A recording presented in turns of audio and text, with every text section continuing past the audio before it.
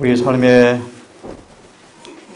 온 마음을 사로잡는 하나의 주제가 있다면 방금 하는 찬양처럼 주님 맞을 준비가 되었나라는 질문 앞에 서는 우리 자세가 아닌가라고 생각이 들어집니다.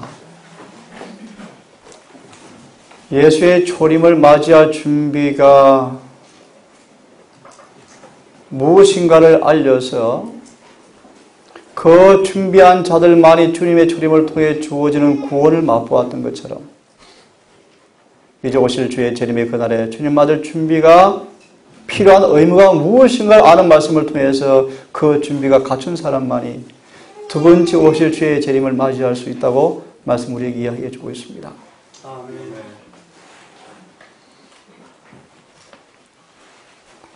초림 때 주를 만날 준비라 말의 의미는 우리 마음에 주님께서 성령으로 임하시는, 들어오시는, 그래서 이루어지는 구원을 경험하려면 준비하라. 그 말인즉 회개하고 죄 사함 받으라라는 말이었습니다. 다시 말합니다. 주님께서 오셨습니다. 오십니다. 준비해야 했습니다. 그 초림의 구주를 만나기 위해서는 그들은 반드시 회개하고 죄 사함 받아야 했습니다. 회개하고 죄 사함 받은 사람만이 성령으로 임하시는 주 예수를 만날 준비가 갖추어졌습니다.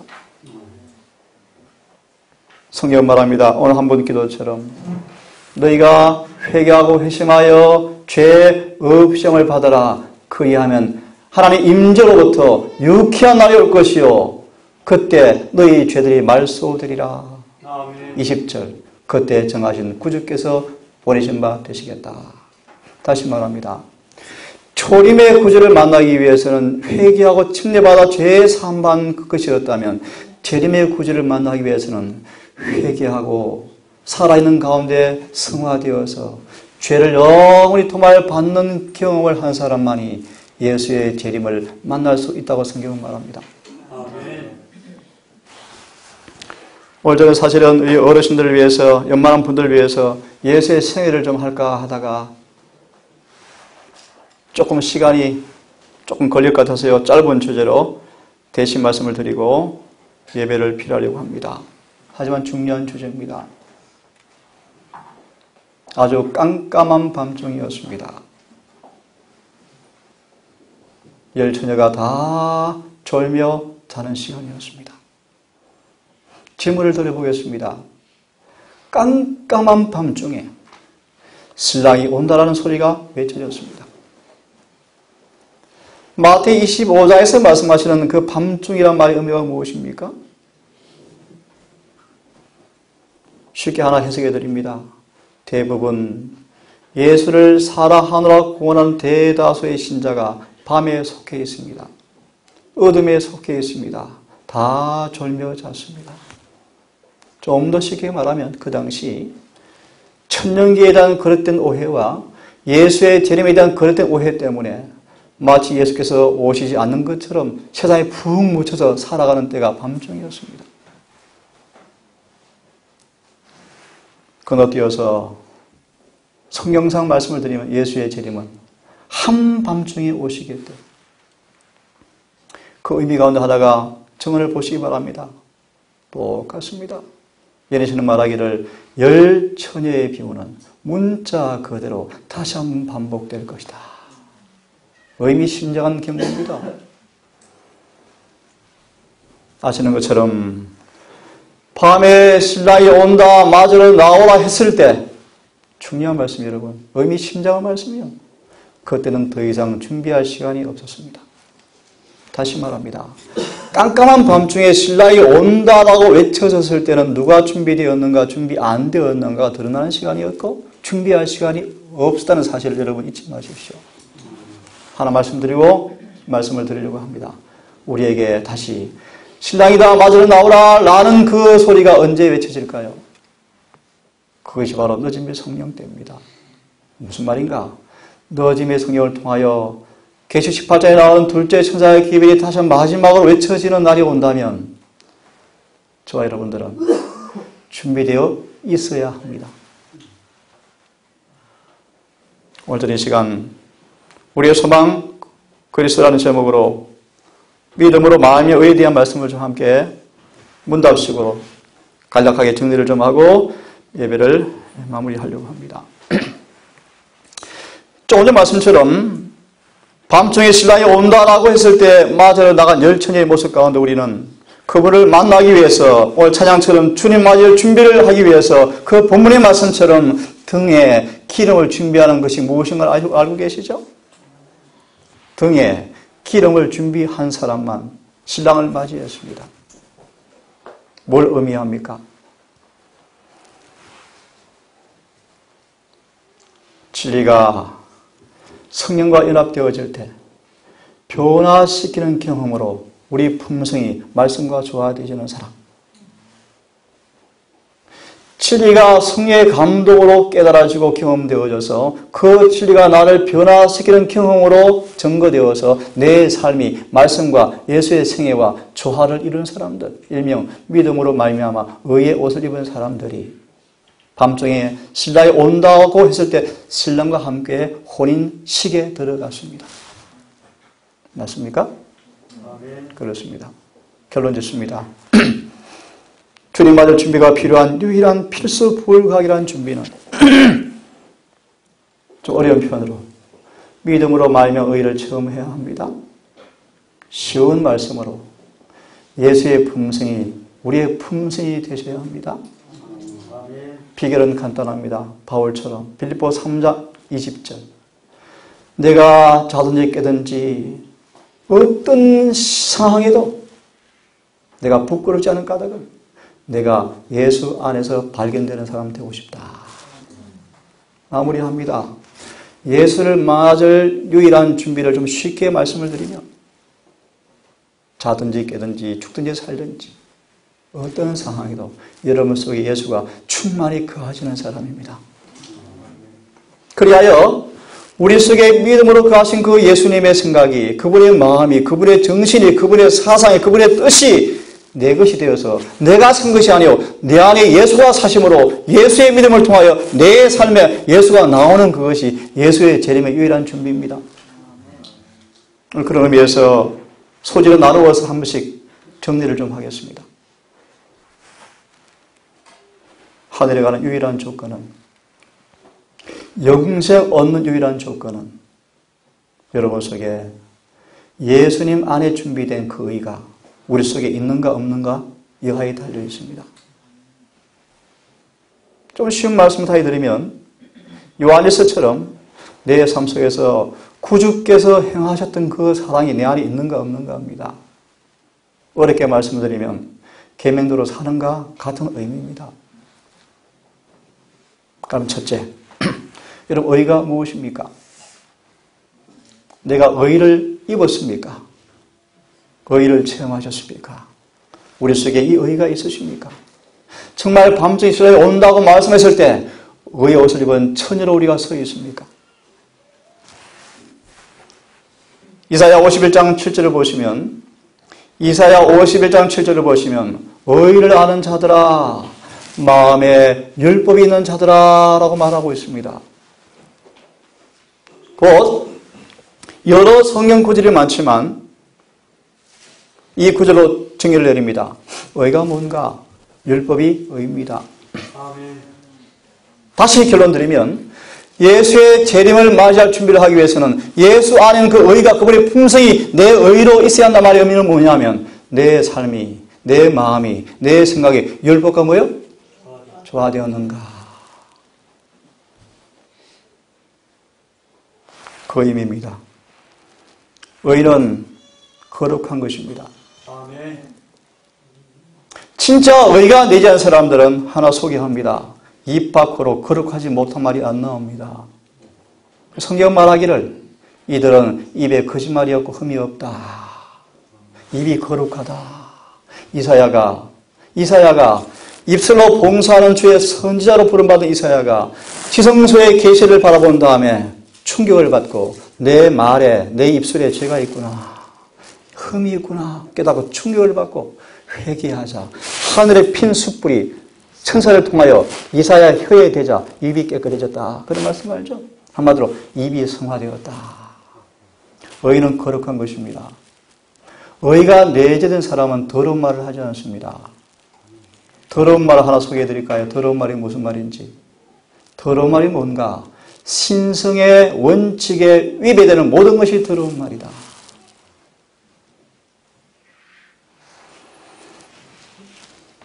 의는 거룩한 것이고 하나님과 같이 되는 것이며 의는 곧 사랑이고 의는 율법과 일치되는 것이다. 거듭 반복합니다. 우리가 유일하게 예수의 재림을 맞이할 수 있는 유일한 준비는 우리 속에 의가 있어야 합니다. 한번 따라 하시기 바랍니다. 너희는 하나님께로 나서 그리스도 예수 안에 있고 예수는 하나님께로 나와서 우리에게 의와 거룩함과 구속함이 되셨나니. 고전 1장 30절의 말씀이요. 이 의를 빚는 비결을 말씀하죠. 한마디로 소개합니다. 다시 한번 태어나야 합니다. 그죠? 태어날 때만이, 더 쉽게 말합니다. 태어난단 말이 의미를 쉽게 말합니다. 예수 안에 있다. 그분이 내 안에 계신다. 같은 동의어입니다. 태어난단 말의 의미는 내 안에, 예수 안에 내가 있고 그분도 내 안에 거한다라는 말과 같은 말입니다. 그럴 때 예수 안에 있는 의가 우리의 의가 된다는 것입니다. 다시 예를 듭니다. 삭개오가 회개하고 예수를 마음으로 영접하자 삭개오의 삶에 이기심이 없는 사랑이 막 나타나 버리죠. 의가 왔다 그런 뜻입니다. 어떻게 나타났습니까? 의는 율법과 일치된 생애가 삭개오의 삶 속에서 나타나 버렸습니다. 이걸 가리켜서 회개에 합당한 열매가 맺혔다 뜻입니다. 정리합니다. 의는 율법과 같아지는 것입니다. 의는 하나님처럼 되는 것입니다. 의는 거룩한 것입니다. 거룩이란 말의 의미를 좀 더 이해를 시켜드리고 싶어요. 사전 5장 23절. 친히 평강의 하나님께서 친히 너희를 온전히 거룩하게 하시고, 어떻게 거룩하게 하시고? 온전히 거룩하게 하시고 너희 온 영과 혼과 몸이 그래서 예수의 날까지 흠없이 보존되기를 내가 원하노라. 거룩이란 무엇인가? 9절에 보세요. 양심에 한 점의 죄도 없고 그들의 품성에 부패가 없는 사람, 그들의 삶 속에 율법이 생활화된 사람들, 율법이 실제가 된 사람, 이것이 거룩이다. 하나 용기를 드립니다. 어찌 가능합니까? 맞습니다. 사람으로서는 불가능한 것이 하나님께는 가능하니라. 누가 18장 말씀이요. 그 예수가 여러분 속에 성령으로 임재하시면 그 일이 이루어진다고 그분께서 우리에게 말씀하셨습니다. 두 번째, 하나님께서 우리에게 뭘 요구하십니까? 히브리 12장 14절이요.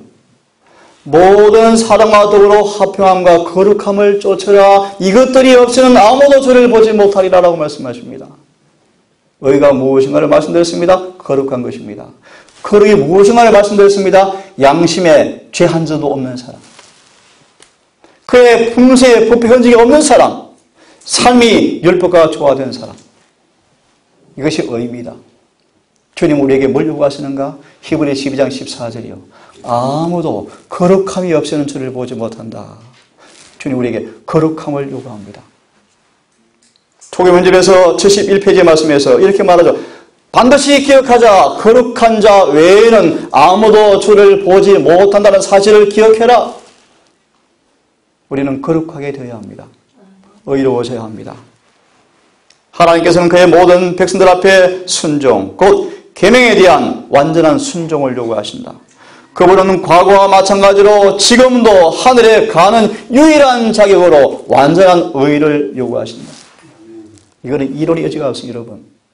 주님 심판날에 가서 마태 7장 내가 많이 했는데 모르십니까?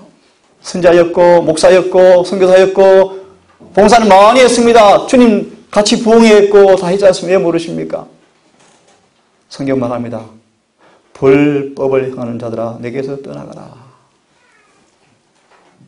심판의 통과 유일한 근거와 표준은 율법과 조화되었는가 안 되었는가 판단의 기준입니다.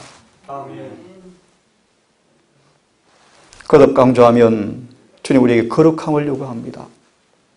거룩한 자 외에는 아무도 그분을 볼 수 없다고 말씀하십니다. 정언은 말하기를 영생의 유일한 조건은 과거, 현재, 미래를 총괄해서 하나의 조건밖에 없는데 율법과 조화되는 것이다. 아멘. 세 번째로 이미 말씀드린 것처럼 이 거룩한 요구 앞에 인간의 상태는요 철저하게 무력합니다. 요한복음 15장 4절 5절 말씀 보시면 너희가 나를 떠나서는 아무것도 할 수가 없느니라.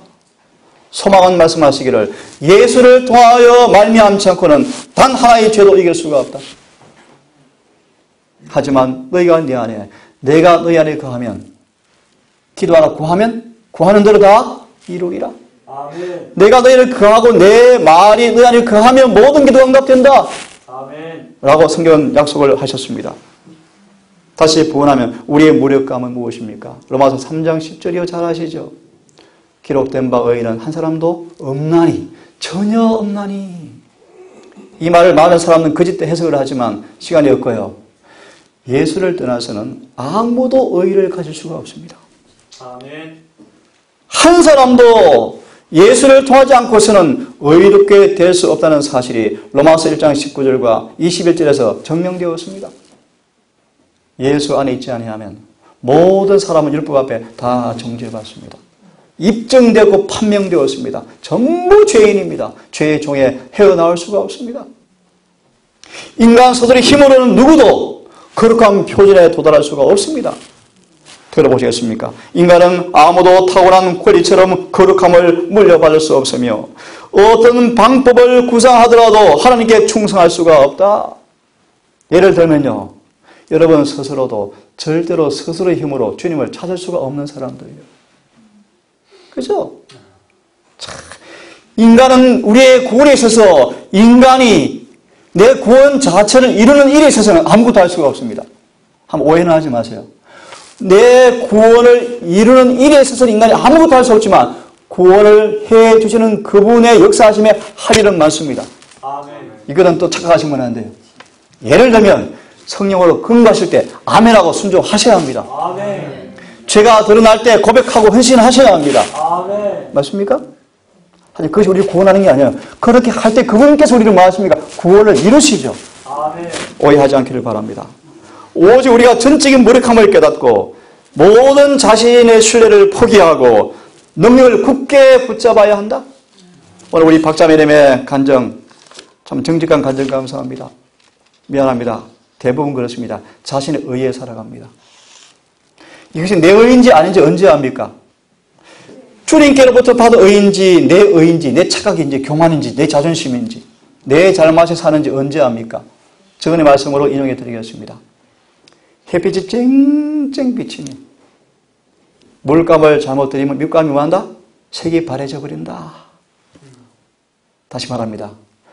평안한 때가 아니고요. 시련과 엄청난 핍박이 와보면 그 의가 그 사람 것인지 주님 것인지만 다 드러나는데 기억하세요. 주님의 의는 더 반짝입니다. 아멘.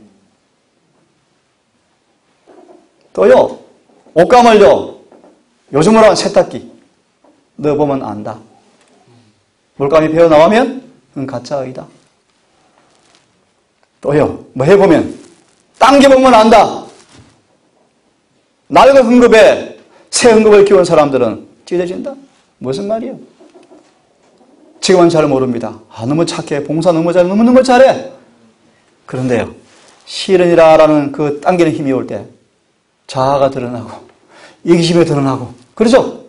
이것은 라오디게아 교인이 먹고 있는 자기의에 불과합니다. 그래서 누가 12장을 보시면요. 자기의를 가진 사람들은 저주를 받습니다. 이해를 위해서 조금 설명을 드리겠습니다. 예수님께서 한 귀신 들린 사람에게 귀신을 내어쫓았어요. 물로 다 청소해 줬어요. 기뻐요. 너무 기뻐요. 예수님 갔어요. 이 환자가 너무 기뻐가지고 귀신이 나가서 기뻤는데요. 귀신이 나가서 성질내고 나갔어요. 화내고 나갔어요. 한참 다니다가 또 한 번 와봤어요. 와보니까 들으세요? 속이 비어있네요. 그래서요.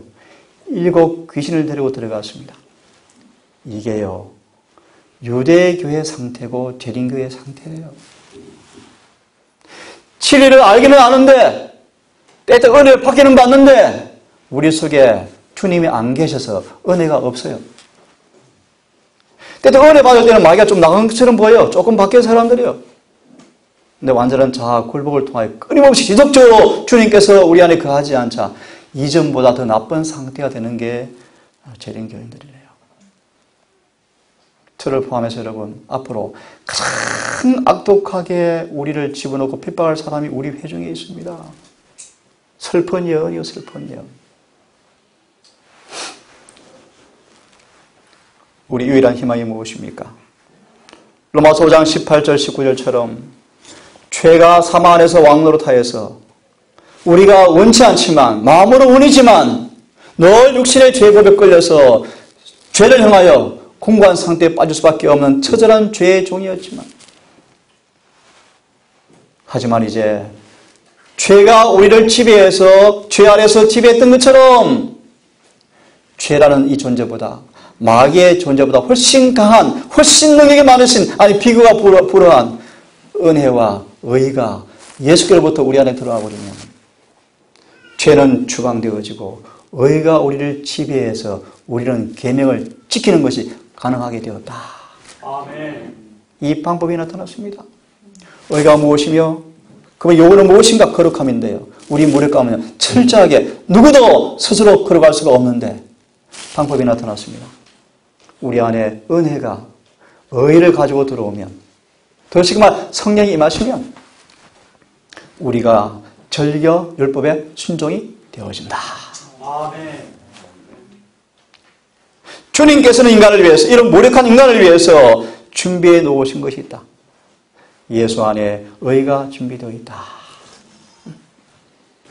예수 안에 준비된 의, 로마서 1장 16절처럼 17절처럼 복음을 쭉 말씀하시면서 이 복음 안에 하나님 의가 나타났다. 의가 나타났다. 이 의를 돈 없이 사시면 됩니다, 여러분. 아멘. 무상으로 주는 선물이요. 아멘. 돈은 안 주지만 조건이 있습니다. 너 자신을 다 줘라 나한테. 아멘. 이게 조건이에요. 내가 나 자신을 다 줄게. 의를 받은 유일한 조건은 너 자신을 다 다오. 좀 쉽게요. 우리의 의지와 애정을 뜻을 그분께 전적으로 복종시킬래. 더 구체적으로. 주님 내가 이걸 먹고 싶은데요. 너 이걸 먹어라. 예, 그럼 그렇게 하겠습니다. 힘든데요. 죽어도 육신대로 안 사겠습니다. 결심하고 이를 보하고 화이슨자처럼 혀야 위장아 너 꼼짝하지 마. 나 입 안 넣어줄 거야. 너 혀와 위장의 절겨 주의 말씀에 순복할 때까지 안 먹을 거야. 라는 정신으로 전심으로 주께 매달릴 때 은혜가 우리를 변화시켜서 안 먹고 싶은 사람으로 변해버리시겠대. 아멘. 이게 구원의 방법이에요. 구원의 방법. 이게 주님 안에 의를 얻는 방법이요. 의가 인간의 행위와 노력으로 얻어지진 않지만 기억하세요. 견인불발의 백절불의 정신으로 의에 절이고 몸 안의 심령으로 주님께 매어 다니셔야 돼요. 아멘. 다섯 번째로 구원의 조건이 있습니다. 누가복음 11장 9절로 13절에서 나중에 성경을 보기를 바랍니다. 이 구원의 조건은 복음잔치를 초대를 받으려고 한다면 먼저 세상에 대한 욕심을 버려라.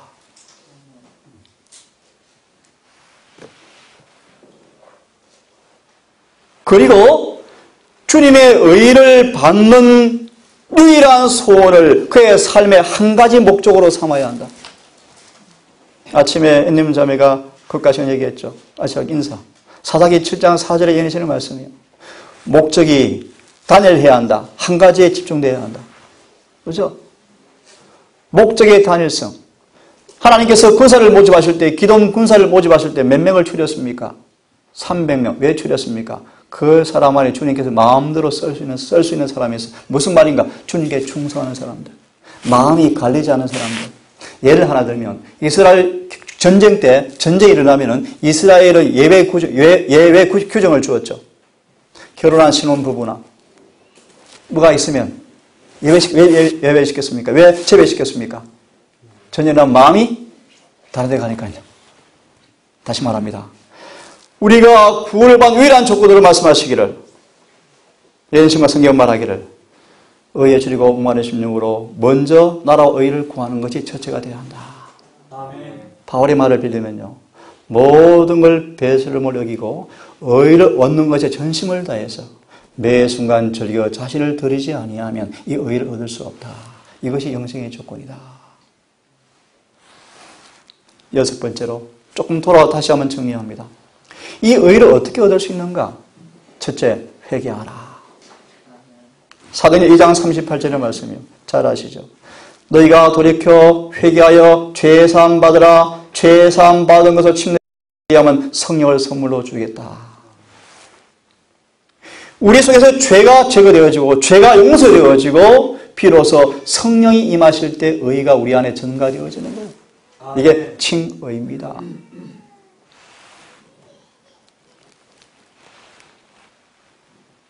이런 회개가, 이런 의의 선물이 로마서 3장 24절 28절처럼 어떻게 옵니까?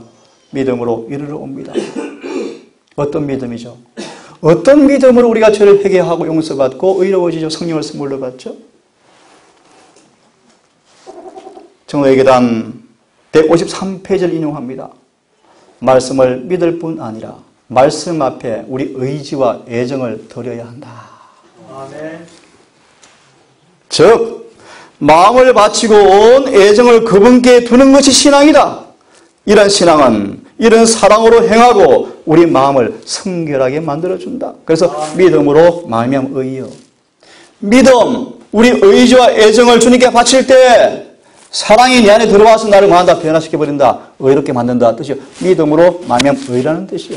아멘. 우리를 그분께 드리니까 죄를 가져가시고 사랑이 안에 들어와서 나를 뭐 해버린다? 변화시켜버린다. 의를 얻었다. 그런 뜻이요. 그래서 이걸 다른 말로 사랑으로 얻은 구원이라는 뜻이요.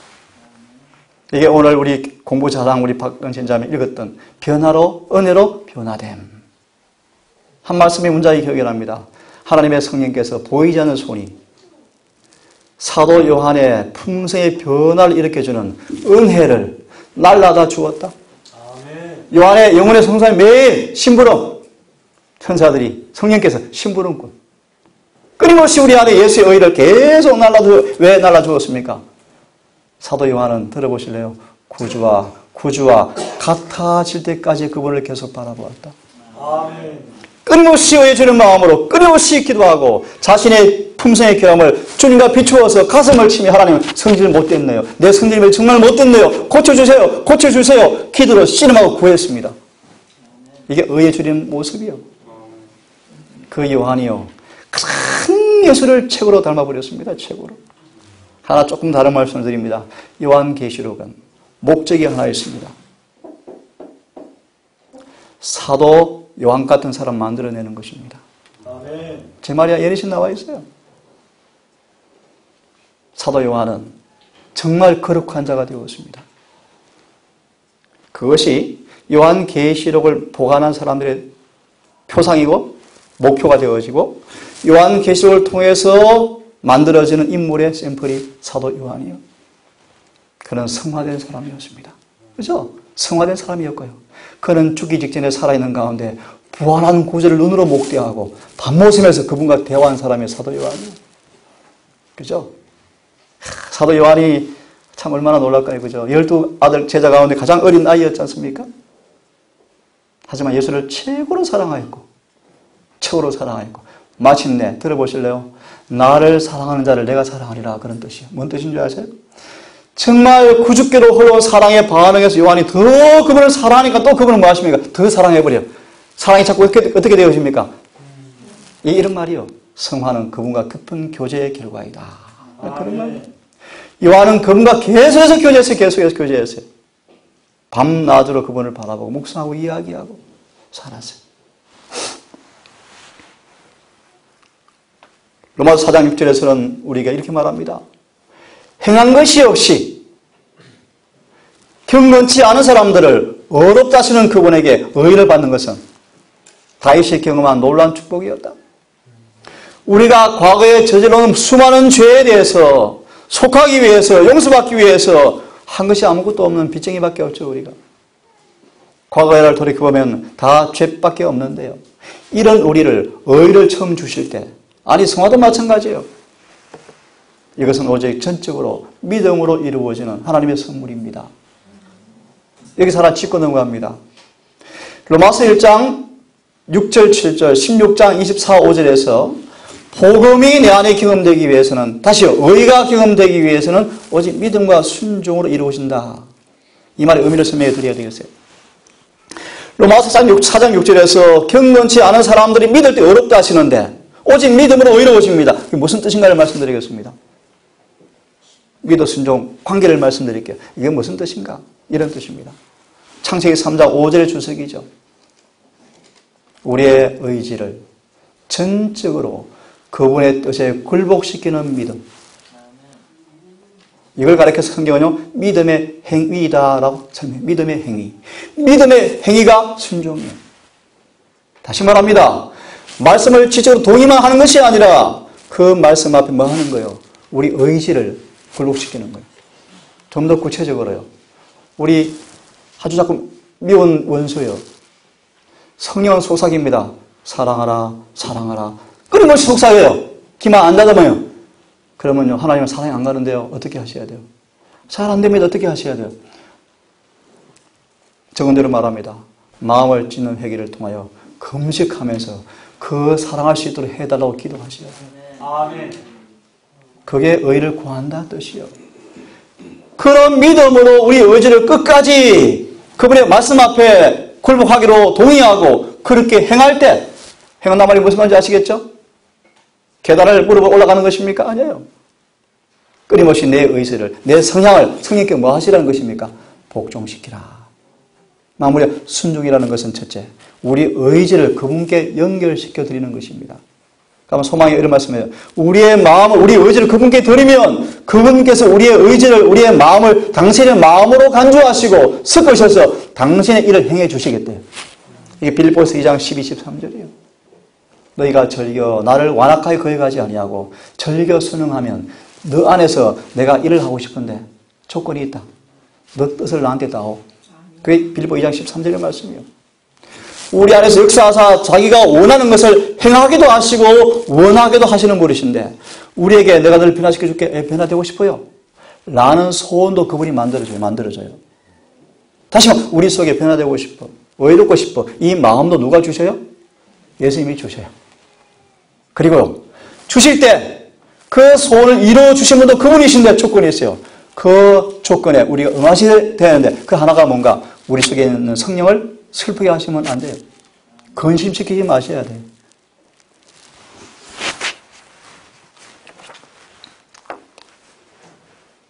한 말씀만 드리고 마무리를 하겠습니다. 여기까지밖에 못하겠습니다. 칭의, 완전한 용서. 주님의 재림을 맞이하기 위해서는 이런 의가 와야 하는데 여기까지만 하겠습니다. 우리는 완전한 용서를 통하여 의가 우리 안에 성령으로 심어지고 부여되어지고 창조되어지고 새로 만들어져야 합니다. 아멘. 칭의는 죄에 대한 충분하고도 완전한 용서이다. 죄인이 믿음으로 예수를 받아들이는 그 순간 그는 죄를 용서받는다. 그리고 의가 그에게 입혀진다.